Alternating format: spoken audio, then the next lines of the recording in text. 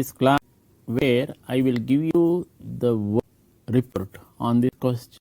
So, as I mentioned in the earlier class, when I analyzed this case study in the PPTs, I gave you points, but each of these case studies you should give what is called a question and answer, usually a Word document, that is called a Q&A report. Usually it is a Word document. So, when you do that for OGC, what you are going to, what is the type of expansion that you can think on this point. So, this is OGCS. As we saw, this sample for the study was 16 farmers. From this sample, what was the type of parameters that was being estimated?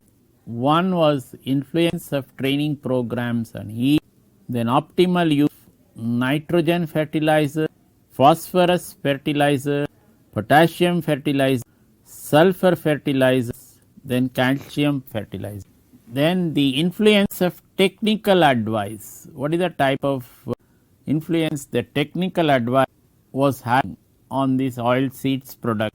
So, if you really look at this influence of technical advice, then influence of this plant protection measure, then influence of seeds supplied, this OGC, then the influence of education level of farmers, that is, suppose a farmer is educated, fairly educated, is he getting benefits higher than uneducated farmer?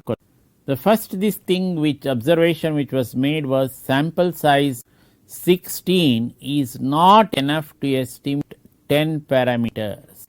This is most important. So, if you do not have an adequate sample size which is representative of the population, then your results are also to that extent less reliable. What does the rule of thumb say? The underlying distribution to be Gaussian, if we want it to be, then we need 30 samples to estimate one parameter. So, to estimate one parameter, at least we should have 135 samples. Okay, so one parameter is there. So, if you 30 samples for one parameter, then you should be actually getting to more than 300. When we reduce it a little further, take 50% of this. So, you get at least you should require at least 135 samples. So, this 16 falls very much short of the required size.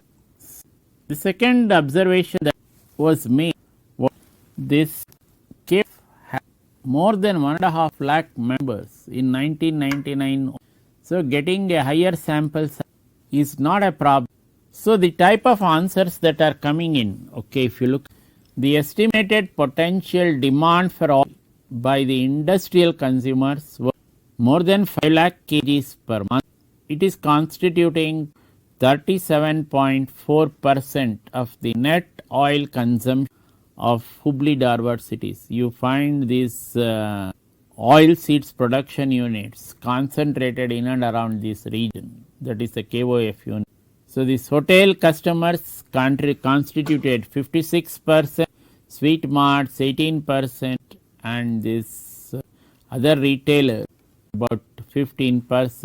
So, the type of conclusion that you can draw, you focus on the industrial consumers because they are contributing to bulk oil production, oil sale.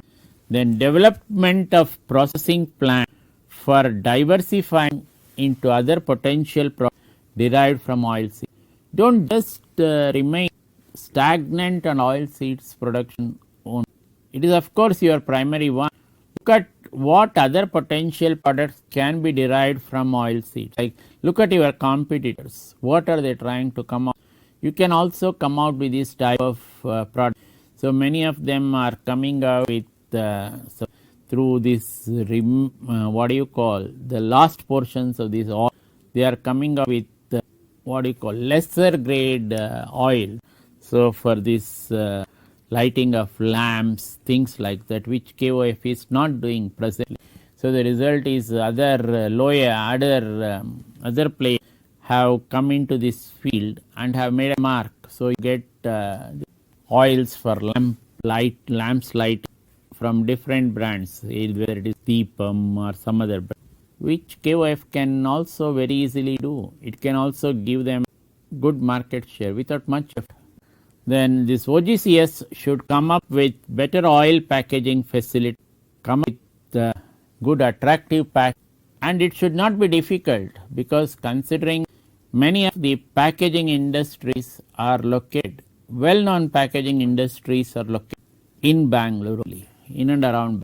It can help increase the market share of this OGSC. One of the other observations that was made even in the while presenting the PPTs, stress by KOF on marketing and brand should be increased. So you should be able to market product at least at the same level as that of your competitor. Suppose they are advertising on TV, you are not found advertising on, then it will be considered as a weakness. So this is sometimes the weakness of public sector units as well. So whereas the private players are pumping in a lot of money for advertisements, promotion, incentives, etc., the public sector do not show the same type of zeal. Many of these private players' products, whether it is a sun drop oil or some other, they are endorsed by celebrities. Why KOF should not also go in for that? So they can, this can lead to this can be an effective tool and also leave a lasting impression on the minds of the consumer. The other most important point is OGCS should find out ways of cutting costs.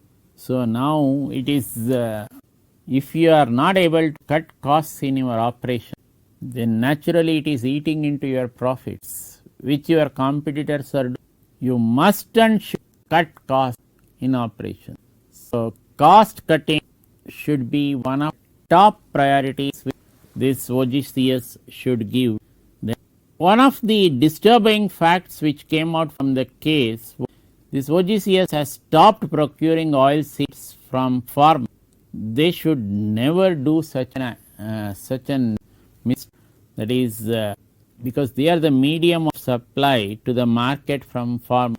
They came with this main objective. So if you are procuring oil seeds from the farmers, what is likely to happen? Then the farmers will be exploited by other players. As the competitors have come with strategies that are affecting the market, KOF, what should KOF do? It should come at least with reactive strategies.